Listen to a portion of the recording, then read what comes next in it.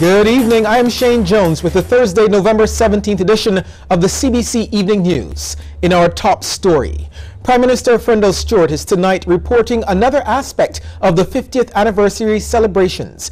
This time, it's the movement of the commemorative Broken Trident across the island's 11 parishes. Lisa Lord reports. Prime Minister Frendel Stuart says the movement of the Broken Trident across the island is not idolatry. He says the trident is one of the island's national symbols and should be respected, and strongly defended it against critics. This trident is to be respected. That is not a form of idolatry. It is nothing to be kicked down or spat upon. It symbolizes Barbados's break with its colonial masters and its determination to take its destiny into its own hands and to mold that destiny so that we, Barbadians, can make our own unique contribution to the treasury of human civilization. Mr. Stuart was speaking as the cabinet of Barbados hosted the Trident. He warned Barbadians to be vigilant against threats to the island's independence. Independence is not so much a fact as it is a state of mind, and therefore independence can be taken away. That is why we have to be alert to all those influences that might point us in a direction where we allow our minds to be taken over by influences that are not consistent with the best interests of our nation, Barbados. On November 30th, the Broken Trident will rest at the 50th Independence Monument being built at the Garrison Savannah. Lisa Lord, CBC News. Confusion and chaos. Those are the terms being used by a former industrial relations officer regarding the impasse between the National Union of Public Workers and government. This stems from what the union says is the reversal of an acting appointment for its president, Akiani McDowell. Derek Aline, a former officer with the NUPW and now head of the Urban Development Commission, says the union appears to be in shambles. He makes this assessment based on the fact that it is accusing one of its members in the form of the chief personnel officer of making political decisions in relation to the acting appointment. The lady who makes the decision is a public officer, and to accuse and to claim victimization speaks to her, not to the D's or the Prime Minister. It speaks to her, because you're saying either she is playing politics or that she'd been instructed not to do her job. And I have a problem with any union, particularly my union, who represents that same lady making that kind of statement. It is immature, is irresponsible, and is out of place. Mr. Aline says there are steps in the grievance handling process. However, he is unhappy that they haven't been followed and that every argument now at the onset leads to industrial action. He says the union's decision to go this route sends a bad message to other public officers who also have grievances. Oh, people that are involved in the Barbados Revenue Authority who have opted not to go. The Public Service Commission, or Public Service, will have to find places for those people in the general service. And if somebody is acting in a particular post and the persons have the same qualifications or more length of service, they're going to be, people got to revert. When the hospital staff opted not to join the board, people that were acting in clerk and senior clerk positions had to revert. You're acting. And that has been a tradition in the public service. Why should McDowell be treated differently? On what grounds does Mr. McDowell believe that he has more rights than any other public officer? Officials of the Barbados Secondary Teachers Union will be meeting with the Caribbean Examination Council on Saturday in a bid to resolve the impasse over the correction of school-based assessments. And the Barbados Union of Teachers is pledging its full support to the BSTU regarding the matter. This is according to BUT President Pedro Shepherd. Of the payment for SBAs, we are supporting the BSTU in the position that teachers should be paid for correcting of the SBAs. We always held the view that once the workload of the teacher is increased, then there should be some commensurate payment as well, remuneration with that. So as CXC continues to add SBAs to other subjects, then they need to remunerate the teachers accordingly. Police officers need to pay greater attention to their own health. This advice from Acting Assistant Commissioner of Police William Yearwood. He was delivering remarks at the joint closing ceremony for the VIP Close Protection and Tactical Firearms Training course. 34 persons completed the firearm training, while 28 received certificates for their close protection course. Your readiness to execute your responsibilities will only be seen if henceforth you take care of your health, both physically and mentally, to couple with the training which you have received. I am aware that your functions call for both individual effort as well as teamwork. Thus, you must keep focus on the task ahead as representatives not only of your force but of your country. Interim British High Commissioner to Barbados and the Eastern Caribbean, Robert Gibson, is impressed with the skills of the officers. What has always impressed me about the close protection officers is not just the skill, but their dedication and their patience. Because I can assure you, it is not easy to retain concentration, sometimes for hours on end when there's very little happening, but you are on duty, you have to be alert, you have to be ready to act in any way. And Barbadian law enforcement officials stand to benefit from training from the Calgary Police Service in Canada on delivering death notifications. The Calgary Police Force is the only municipal police service in that North American country that formally teaches its members how to deliver the worst kind of news a family could expect to hear. As part of the Improved Access to Justice in the Caribbean Impact Justice Project, which is funded by the Canadian federal government, officers from the Caribbean will be brought up to speed on how to tell someone their loved one isn't coming home. About 40 Caribbean police officers will take part in the training. The Calgary Police Service training was recommended for the program by the Canadian Association of Chiefs of Police when the University of the Caribbean reached out to them. Okay, we'll take a short break here and come back with more news.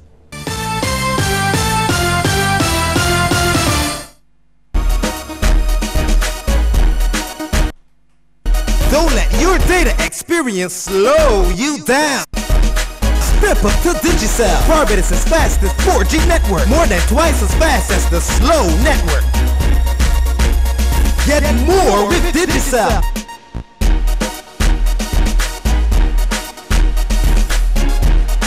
Digicel, the fastest 4G network in Barbados. Dial *153 to sign up to Digicel today. More great cities just got closer. The Scotiabank Aero Platinum MasterCard is now even better. Fly to New York, Miami, Orlando, and Fort Lauderdale with just 20,000 Scotia points. With your new Scotiabank Aero Platinum MasterCard, you'll receive a welcome bonus of 10,000 Scotia points, so you can enjoy the cities you love most sooner than ever. Apply today. Call 426-7000 or visit your nearest branch. This season on Cbc TV, The People's Business, Sundays at 8:05 p.m. Made possible by our partners, Solar Dynamics, the most efficient solar hot water system. This week on Rejoice and Sing, we welcome back the Servitors of Barbados. I wanna hear the story. I wanna hear the story. I wanna hear the story. I really wanna hear it. Then we get up close and personal with Alvin Slaughter. Holy Spirit, I don't want to be known when I die as just a great gospel singer. That's wonderful. But the Bible says that a good man leaves an inheritance to his children and his children's children. Then we shine the spotlight on Hayden Billingy. In his sight, he created us all. And finally, we feature a video by Matt Redman.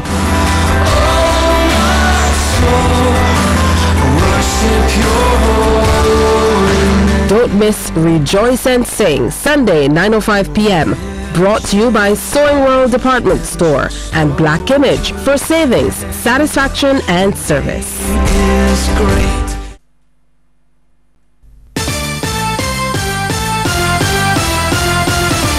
70 Nigerians have successfully completed training at the Barbados Institute of Management and Productivity last year.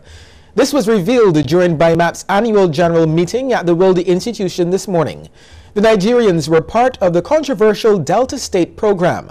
Executive Director Dr. Sonia Greenwich Franklin says they all left the island certified with either a diploma or certificate in management studies in the areas of tourism or entrepreneurship.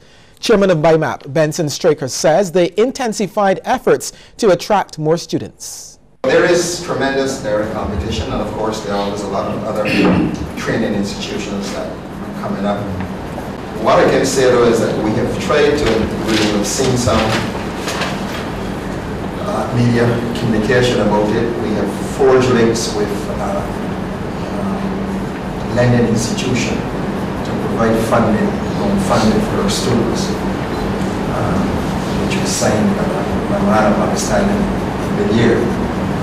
So we're hoping that will help improve the revenue base in terms of support for our students with respect to financing.